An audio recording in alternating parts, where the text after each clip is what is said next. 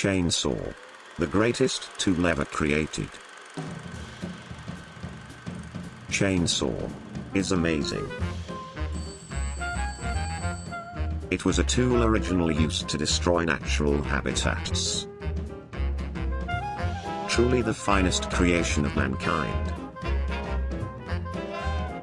But imagine, what if we combine Chainsaw with its creator?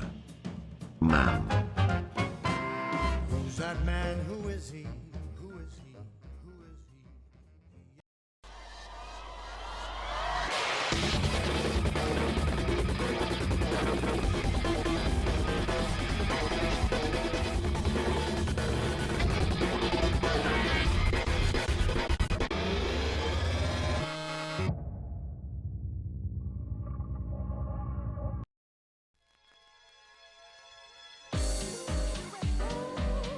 As some of you might have guessed, today we're going to draw Chainsaw Man fan art.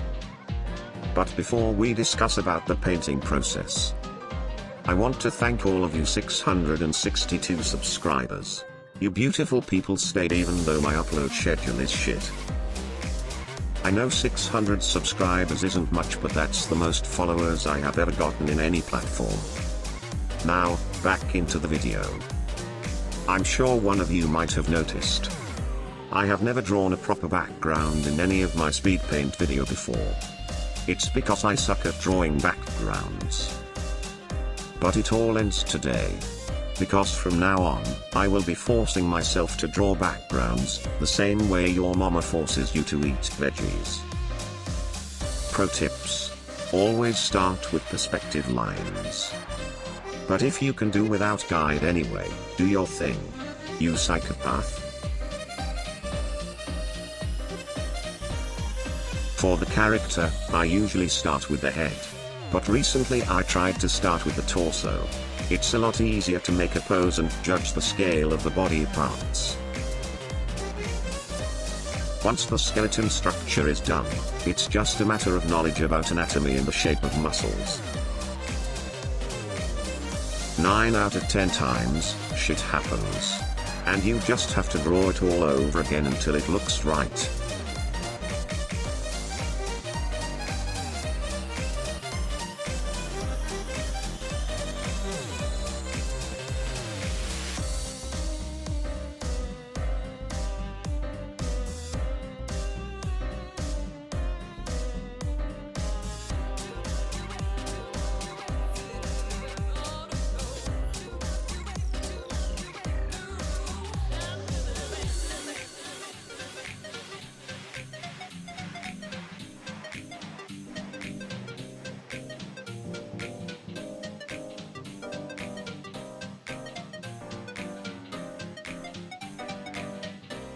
This is why sketching is important. Because if you fuck up, it'll be less painful to erase and do it all over again. As we finished the sketch, now we're entering the detailing phase.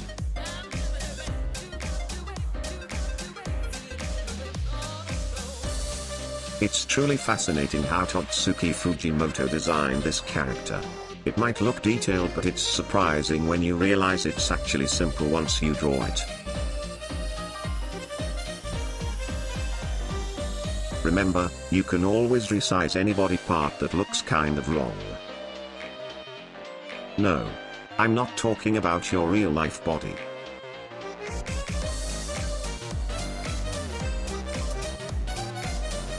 Pro tips here, if you ever feel like your drawing lacks details, just add some hatching near the hard shadows. It could work as a gradient, depending how dense your hatching is. Or maybe cross-hatching if you're feeling fancy. Maybe add some random scratches too on some areas which lacks details. Scratches could give your drawing the worn-out look. Or maybe surface imperfection. Or dirty look. Depending on context. Now the rest of the video is self-explanatory, so enjoy the rest of the video.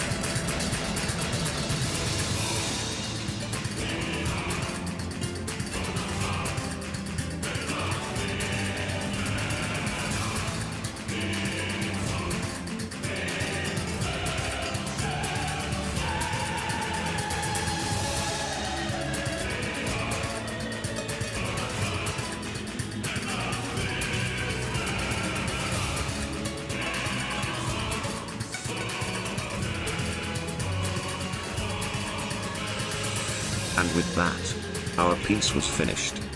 I have to say, it doesn't look as good as the original, and my proportion wasn't on point, but I think you can see the resemblance. This piece was quite a challenge, but I learnt a lot by reconstructing the work of a pro.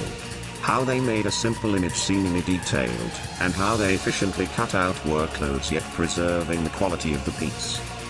Thank you for watching my video.